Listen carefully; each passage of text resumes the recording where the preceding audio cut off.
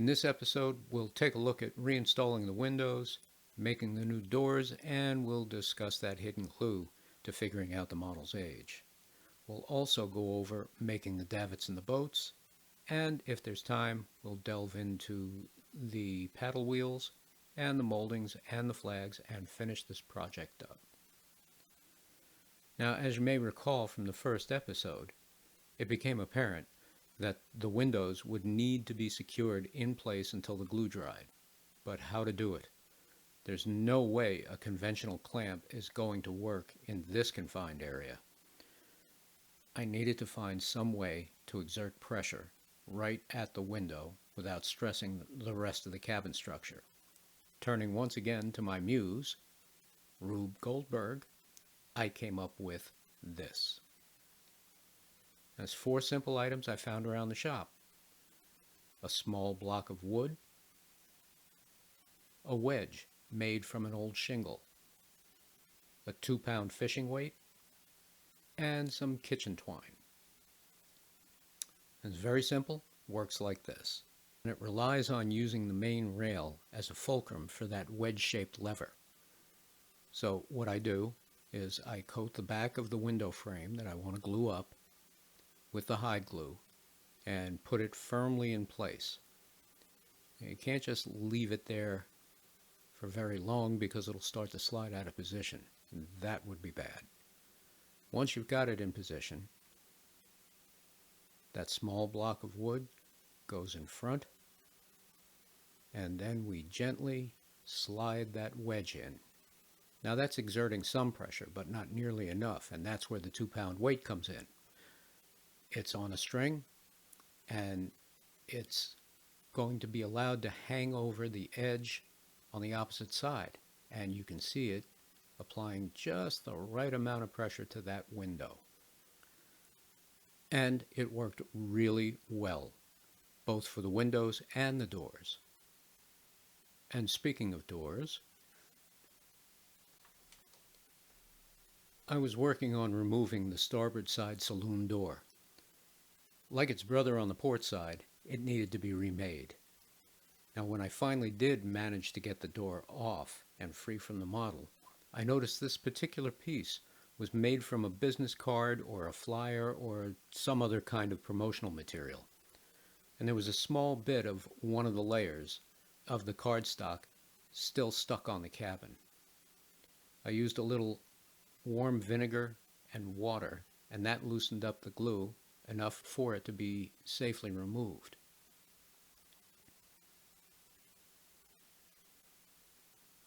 Once I did get it off, I reunited it with the rest of the door, and here's what I got.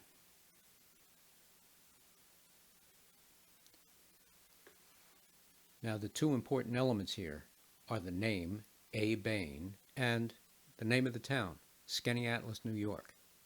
That's a town at the head of the Skaneateles Lake in the Finger Lakes region of New York. Here's a possible clue to the age of the model.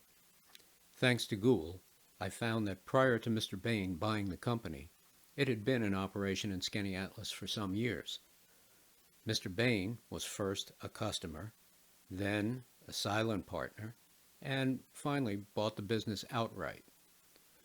Now, sometime after the sale, he moved the company to Clayton, New York, right on the St. Lawrence, about 100 miles away. That was in the mid-1880s. So at this point, I'm going to offer a scenario that could fit the facts, the few facts that we have. Let's say it's the late 1880s, early 1890s, and the World's Fair is only a couple of years away, and the head cheeses from the Atlantic Steamship Company contact Mr. Bain and commission his company to build the model, or maybe all 3 models, we don't know, that are going to be displayed at the fair. Now, why would a steamship company operating in the Atlantic coastal ferry trade commission an Adirondack boat builder for this job? Well, I can't answer that with any certainty, but I do know that the company was well known literally from Maine to Florida as building some of the finest small craft of their time. So it's entirely possible that these steamship guys were aware of the company's reputation for detail at a small scale.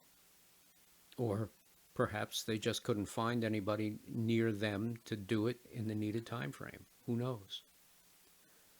But it is looking more likely that the model was built in this region and sometime between 1880 and the early 1890s. Now, I'm not basing this on just finding the remnants of one business card or handbill or whatever it was. After this, I found several other window frames, all made from the same stock. So the guys building the model, or models, were probably free to use whatever resources the boatyard had. And it wouldn't be too big a stretch to imagine that there might have been a box or two of outdated promotional material with the old address on it, just lying around the shop. I mean, what else are you going to use this stuff for? It makes great window frames. So, with the incredibly bold assumption that there's some actual fact in this yarn I've been spinning, we may have come closer to a build date for the model that would support the idea of its having been at the fair in 1893. Another look at the Haas photos shows the two boats on the quarters have been gone a long time. And the paintings and illustrations are pretty contradictory as to what they looked like. Now, some of them show a pretty tubby little craft, while others depict a more svelte profile. This black and white photo of a different painting shows a more graceful boat. But where all the images agree, however, is in the size of the boat and their purpose. These were small boats, and if my approximation of the scale is right, the boats were probably no more than about 26 feet long. The second thing that's clear is that they were definitely not lifeboats. In fact, no images of the ship show her carrying anything that we would consider lifeboats. They have neither the length, the beam, or the freeboard for saving lives. In an emergency, these boats may have held 20, 25 people each, and that's figuring that they would have overcrowded them too. So 50 people out of a possible 300, I'd hate to be the officer in charge of making that decision. Now, another more obvious factor governing the size of these boats is the spacing of the remaining pair of davits. And that spacing was the same on both sides of the model. So, aside from the rough length of about 25 or 26 feet, I was free to indulge myself, and so I did. I found a design for a rowing boat from the roughly the time period. Then, in Photoshop, I digitally pushed, pulled, and otherwise massaged the shape until I got something that pleased my eye. And it actually wound up coming pretty close to some of the boats depicted in a few of the paintings. And I printed out the plans, made up a couple of templates, and then started wasting wood.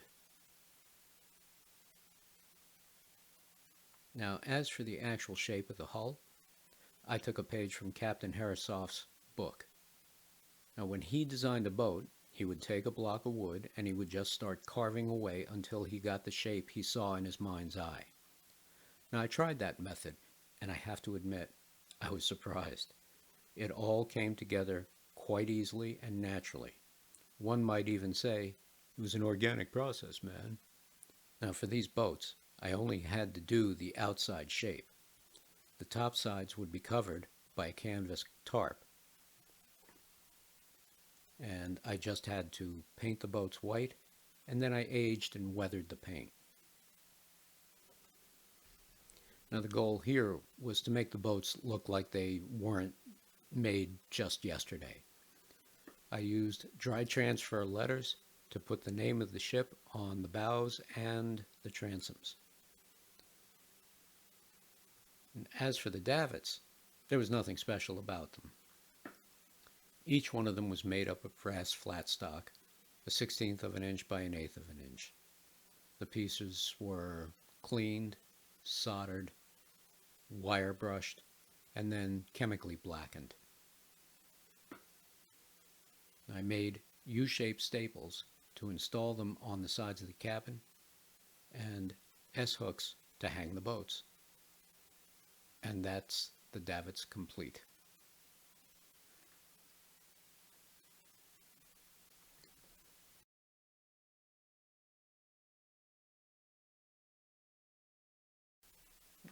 A repair that gave me more headache than I had anticipated was the curved molding around the aft edge of the sun deck awning. The original was made from a single piece of wood, about 5/32 thick by about 1/4 of an inch. And I'm fairly certain that the original builder steam bent it, then glued and tacked it into place. I'm also fairly certain the reason that this part failed was that he didn't get the radius as tight as was needed, and he was relying on the brads and the glue to hold it in place. Now, additionally, the brads naturally create an interruption in the grain of the wood, creating weak spots. Now, the original molding was split at one of these nail points, as well as from the stress of being forced into that very tight radius. Now, as you can see in this photo, that radius really is pretty tight, and the molding is pretty beefy. So, he was asking a lot of the glue and the brads. I removed the damaged molding, then cut it back port and starboard until I found some sound wood on each side. The original piece was poplar, and that's what I used for the new molding. I made up some stock, slightly oversized, and made a scratch stock out of an old X-Acto blade, as is my wont, and that gave me the profile I needed. Now, when making any molding, I always make way more than I think I'll ever need. In this case, I only needed about 8 or 9 inches of wood, but I made about 3 feet of blank stock, and I was very glad I did. There were quite a few failed attempts before I got the wood to cooperate and bend to that radius. Now, luthiers will use a heated post to bend maple or mahogany for violin or guitar sides. And I tried doing that with a soldering iron, and the results were pretty promising, but needed refinement. So after a bit of experimentation, I found a process that worked. And it went like this. I picked out a likely candidate for bending, something with very straight grain. And using the scratch stock, I cut the profile into the blank. I soaked the piece overnight in ammonia, and then the next morning I heated up the soldering iron and just ran the piece back and forth along the hot soldering iron. And with each pass, I applied a little more pressure until it started to bend. And I kept working it around the heated post, adding water as I needed, until I got close to the radius. Now, the model was on the table next to me, so it was pretty easy to check my progress. Now, when I got the right radius, I decided I'd push the outside of the envelope a bit more and increase that radius just a little, just on the chance that it might relax a bit during the drying. I left it overnight to dry and installed it the next day. Now, for glue, I chose an epoxy rather than the hide glue for 2 reasons. One, I did not want to use any mechanical fastenings for fear of stressing out the wood, as was happened in the original. So I needed something with a fast set and strong bond. And the second reason is neither the interface of the molding or the surface of the awning were without flaws. Now, as I mentioned in the first episode, hide glue works best when the mating surfaces mate perfectly. These did not, so hence the modern adhesive. Now, the molding had been profiled, bent, and installed. I now had to ferret into the existing molding and hopefully make it hard, if not impossible, to find. Sanding, filling, filing, and trimming all helped with that. Next came painting. Now, by this point in the repair process for this model, the blending of the original paint and new paint had become a familiar job. But that didn't make it any easier, just more familiar. And the process was sand, prime, sand, base coat, sand, top coat, and then finally I could start adding some texture and the wash coats.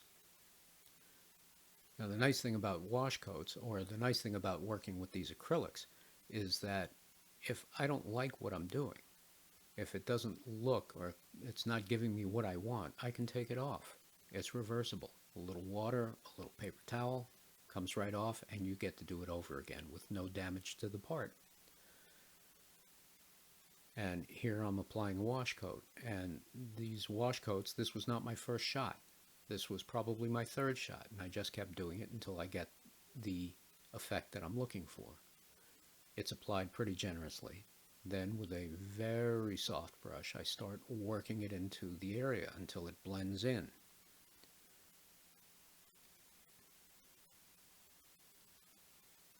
And that's it.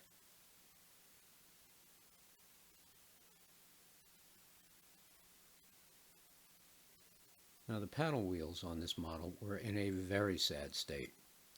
They were badly broken and many missing pieces. And from the parts I did have, I was able to reconstruct one of them. And I did this not because I was going to reinstall it on the model. I just needed to use it as a template for their replacements.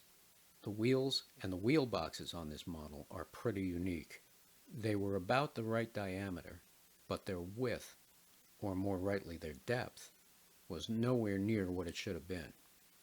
Now I don't know how to explain this, except to say that the original builder was obviously not working from plans of the ship.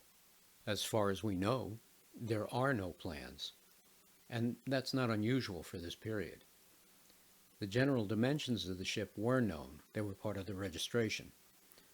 Those dimensions also included the diameter of the paddle wheels, but the specific info stopped there, I believe. So between the paintings, the sketches, and the registration data, the builder was able to cobble together the broad strokes of the ship's appearance. But that image was woefully short of any specifics. So it doesn't seem to be too big a stretch that he would have gotten this detail wrong and was not able to correct it until afterwards, because it would have only become apparent afterwards, and by then it was too far into the building process.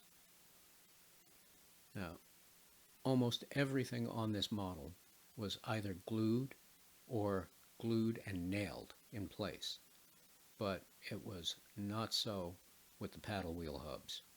Here, the builder used a wood screw to secure the hubs to the wheel box, and that wood screw was covered by a half-round molding. I cut away a piece of that molding with a razor saw and put it somewhere safe for later reinstallation. Now, once I had the hubs off, the rebuilding could actually begin. I drilled new holes into the hubs where the spokes would go, because I just really couldn't use the originals. There were too many broken pieces. They were elongated and obligated and too damaged. I made new spokes, paddles, and filler pieces. And the rebuilding was done much the way you'd expect, and mercifully, no surprises, no dramas. We like that. Now, as I mentioned earlier, I used what I had of the originals as a guide for the replacements. And I used the same materials and methods to make the new ones. With the wheels built, I could paint and reinstall them. The little pieces of molding were put back and painted and touched up as necessary. Now, before we move on to the next phase of the repair, I'd like to go back to that half-round molding and that wood screw from earlier. Now, this photo shows the starboard side wheel box, and it shows a piece of new molding and a modern wood screw. When the time came to reinstall the molding, I didn't like the fit of the original. The saw kerf was too big a gap to fill. So I decided I would make a new one and put that in, and it fit much tighter. And the original wood screw was steel, slotted head wood screws. Over the years, they rusted and started to fuse with the wood surrounding them. I thought it was better to replace them with zinc-covered screws of the same size, in the hopes that they will resist rusting from atmospheric influences. I just felt I needed to explain the presence of that new piece of molding and that modern wood screw.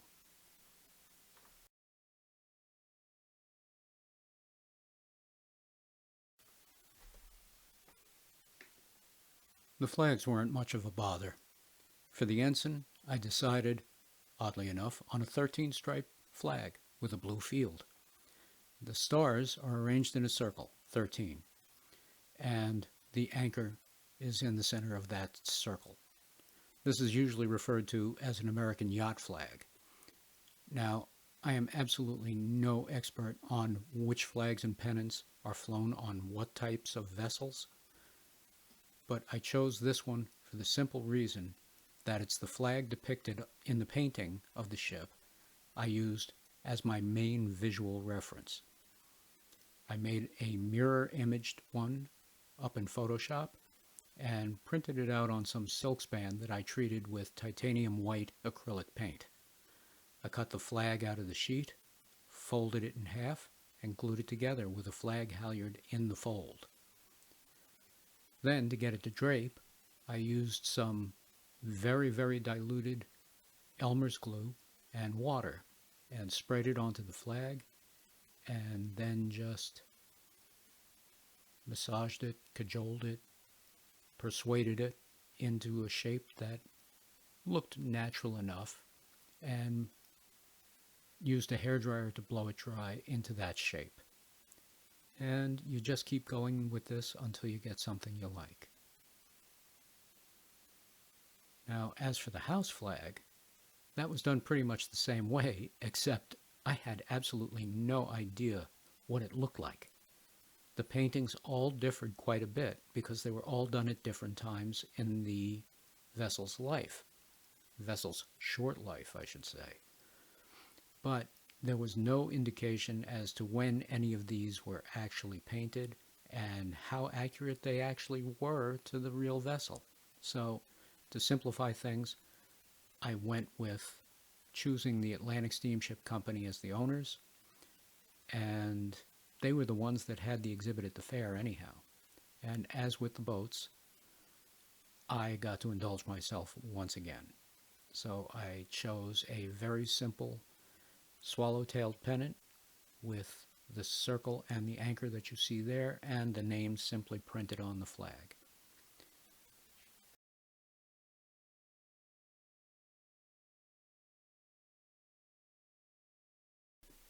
The last thing to really complete this project was to make a cradle for it.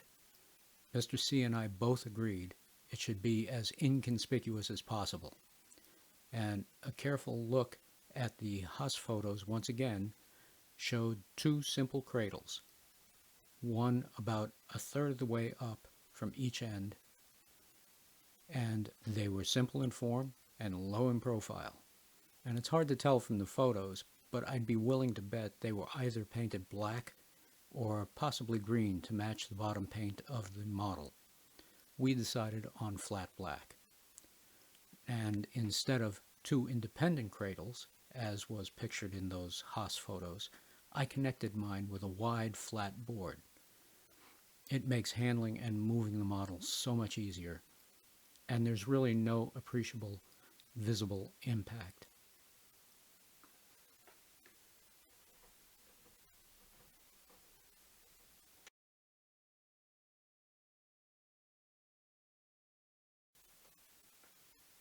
Now, for those of you who have seen some of my other videos, you may think of me as primarily a builder of new work.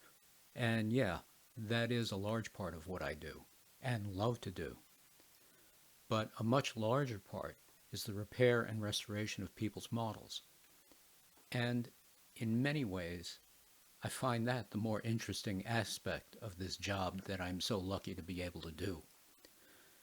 And the models I often deal with are not, in the broader sense, historically significant or great examples of the model shipwright's art. And yeah, it is art.